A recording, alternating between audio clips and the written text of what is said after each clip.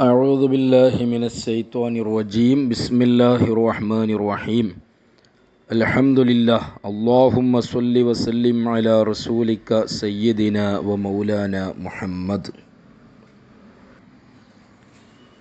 ഹദ്ദാദ് റാത്തീബുമായി ബന്ധപ്പെട്ട വിഷയങ്ങളും വിശദീകരണങ്ങളുമാണ് നാം നടത്തിക്കൊണ്ടിരിക്കുന്നത്.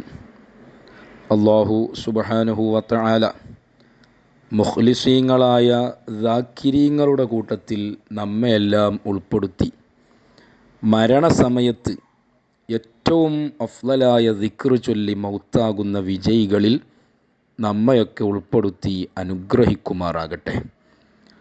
ഇൻഷാ അല്ലാഹ് ഇന്ന് പറയാൻ ഉദ്ദേശിക്കുന്നത് പൊതുവെ സ്ത്രീകളാകുന്ന ആളുകൾ പ്രത്യേകിച്ച് ശ്രദ്ധിക്കേണ്ടതും മനസ്സിലാക്കേണ്ടതും പല സ്ത്രീകളും പലപ്പോഴായി ചോദിക്കുന്നതുമായ ഒരു വിഷയത്തിൻ്റെ നിവാരണമാണ്. അഥവാ മെൻസസിൻ്റെ സമയത്ത്, ഹൈള് ഉണ്ടാകുന്ന അശുദ്ധിയുടെ സമയത്ത് സ്ത്രീകൾക്ക് ഹദ്ദാദ് ചൊല്ലാൻ പറ്റുമോ, മറ്റു ദിക്റുകൾ ചൊല്ലാൻ പറ്റുമോ, ഖുർആൻ ഓതാൻ പറ്റുമോ എന്നുള്ളതാണ്. മഹാന്മാരായ ഫുഖഹാ ഇതിൻ്റെ മസ്അലകളൊക്കെ കൃത്യമായി വിശദീകരിച്ച് തന്നിട്ടുണ്ട്. ശാഫിഈ മദ്ഹബിലെ അവസാന വാക്കായ ഖാത്തിമത്തുൽ മുഹഖ്ഖിഖീൻ ഇബ്നു ഹജറുൽ ഹൈതമി റളിയല്ലാഹു അൻഹു അവിടുത്തെ തുഹ്ഫത്തുൽ മുഹ്താജിൽ ഈ മസ്അല ചർച്ച ചെയ്യുകയാണ്. അശുദ്ധി കൊണ്ട്, ശുദ്ധിയില്ലാത്ത സമയത്ത്, ജനാബത്ത് കൊണ്ടും ഹൈള് നിഫാസ് കൊണ്ടൊക്കെയാണല്ലോ അശുദ്ധി ഉണ്ടാകൽ. ആ സന്ദർഭത്തിൽ ഹറാമാകുന്ന വിഷയങ്ങൾ ഇബ്നു ഹജറുൽ ഹൈതമി റളിയല്ലാഹു അൻഹു വിശദീകരിക്കുകയാണ്. എന്നിട്ട് പറയുന്നു, വൽ ഖുർആനു, ഖുർആൻ ഓതലും ഹറാമാണ് അശുദ്ധിയുള്ള സമയത്ത്. വലൗ ഹർഫം മിൻഹു, അത് ഖുർആനിൽ നിന്നുള്ള ഒരക്ഷരമാണെങ്കിൽ പോലും അത് പാരായണം ചെയ്യൽ ഹറാമാണ്. ഒരായത്ത് ഓതണം എന്നില്ല, ഒരു കെലിമത്ത് പാരായണം ചെയ്യണം എന്നില്ല.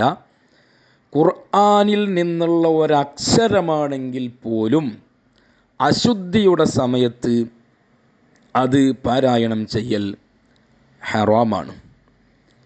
എന്നിട്ട് മഹാനവറുകൾ തുടർന്ന് വിശദീകരിക്കുന്നു, വതഹില്ലു ലിജുനുബിൻ, ജനാബത്തുകാർക്ക് അനുവദനീയമാകും, വഹൈലിൻ വനുഫസാ, ഹൈലുകാരികൾക്കും നിഫാസുകാരികൾക്കും ഒക്കെ അനുവദനീയമാകും.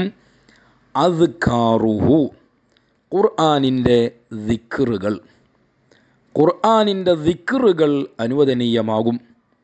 ഉദാഹരണത്തിന് ഭക്ഷണം കഴിക്കുമ്പോൾ ബിസ്മില്ലാഹിർ റഹ്മാനിർ റഹീം എന്ന് ചൊല്ലൽ, വാഹനത്തിൽ കയറുമ്പോൾ സുബ്ഹാനല്ലദീ സഖറ ലനാ ഹാദാ എന്ന് തുടങ്ങുന്ന ദിക്ർ ചൊല്ലൽ.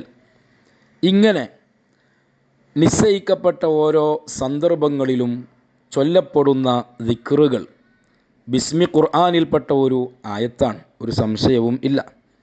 സുബ്ഹാനല്ലദീ സഖറ ലനാ ഹാദാ എന്നത് വിശുദ്ധമായ ഖുർആനിലുള്ള ഒരായത്താണ്. ഇത് ദിക്ർ എന്ന അർത്ഥത്തിൽ ചൊല്ലൽ അനുവദനീയമാണ് എന്ന് മഹാനവറുകൾ വിശദീകരിക്കുകയാണ്.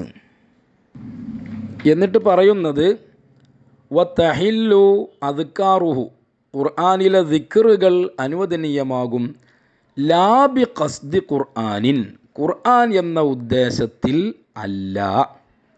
ഖുർആൻ എന്ന ഉദ്ദേശത്തിൽ അല്ലെങ്കിൽ ഖുർആനിലുള്ള ദിക്റുകൾ ചൊല്ലാം എന്നാണ് മഹാനവറുകൾ വിശദീകരിച്ചത്.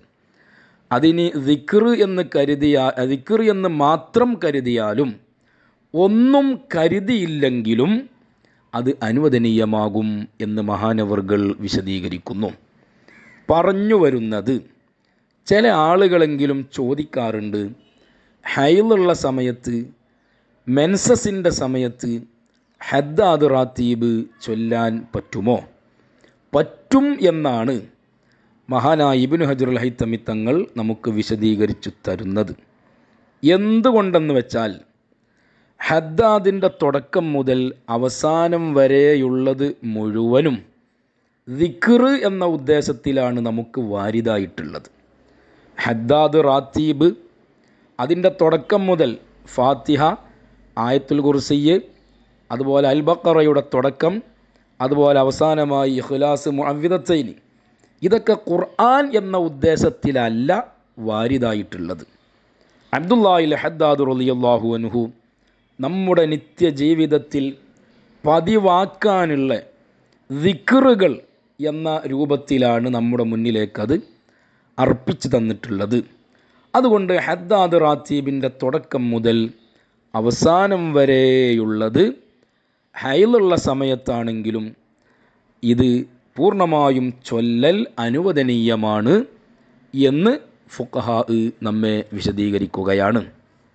അതിന് ഖുർആനിലെ 1-2 സൂറത്തുകൾ മാത്രമല്ല, ഒരാൾ ഖുർആൻ മുഴുവനായും പൂർണ്ണമായും ദിക്ർ എന്ന ഉദ്ദേശത്തോടുകൂടെ ചൊല്ലുകയാണെങ്കിൽ അതുവരെ അനുവദനീയമാണെന്ന് അവിടെ ശർവാനി വിശദീകരിച്ചത് കാണാം. തഹില്ലു ഖിറാഅത്തു ജമീഇഹി, ഖുർആൻ മുഴുവനും ഖിറാഅത്ത് ചെയ്യൽ അനുവദനീയമാണ്. ഹൈസു ലം യുഖ്സദ് അൽ ഖുർആനിയ, ഖുർആൻ എന്ന് ഉദ്ദേശിക്കപ്പെട്ടിട്ടില്ലെങ്കിൽ. അപ്പോൾ ഖുർആൻ ഹൈലുകാരി, ജനാബത്തുകാർ ഇവർക്കൊക്കെ ഹറാമാണെന്ന് പറഞ്ഞത് ഖുർആൻ എന്ന ഉദ്ദേശത്തോടു കൂടെ പാരായണം ചെയ്യുമ്പോഴാണ്.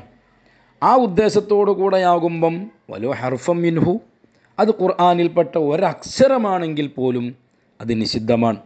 നേരെ മറിച്ച് ദിക്ർ എന്ന ഉദ്ദേശത്തോടു കൂടെയാകുമ്പോൾ അതിന് ഒരു പ്രശ്നവും ഇല്ല, അത് നിഷിദ്ധമല്ല, അനുവദനീയമാണ് എന്ന് പണ്ഡിതന്മാർ നമുക്ക് വിശദീകരിച്ചു തരുന്നുണ്ട്. ചുരുക്കി പറഞ്ഞാൽ സ്ത്രീകളെ സംബന്ധിച്ചിടത്തോളം അശുദ്ധിയുടെ സമയത്താണെങ്കിൽ പോലും നിലനിർത്താൻ പറ്റുന്നതും പതിവാക്കാൻ പറ്റുന്നതുമായ ഒന്നാണ് ഹദ്ദാദ് റാത്തീബ് എന്നത്.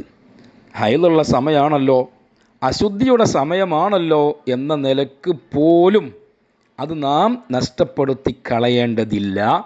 ആ സമയങ്ങളിലൊക്കെയും നമുക്ക് മുടങ്ങാതെ നമ്മുടെ ജീവിതത്തിൽ ഒരു പിടിവള്ളിയായിട്ട്, ഖബറിലേക്കുള്ള വലിയ ഒരു സമ്പാദ്യമായിട്ട്, സിറാത്തുപാലം വിട്ടുകടക്കാനുള്ള ഒരു വസ്തുവായിട്ട് നമുക്ക് ഹദ്ദാദ് റാത്തീബിനെ കരുതി വെക്കാം, പതിവാക്കാം, നിലനിർത്താം. അല്ലാഹു സുബ്ഹാനഹു വ തആല നമ്മെ അനുഗ്രഹിക്കുമാറാകട്ടെ. വ ആഖിറു ദഅവാനാ അനിൽ ഹംദുലില്ലാഹി റബ്ബിൽ ആലമീൻ. അസ്സലാമു അലൈക്കും വറഹ്മത്തുള്ളാഹി തആല വബറകാതുഹു.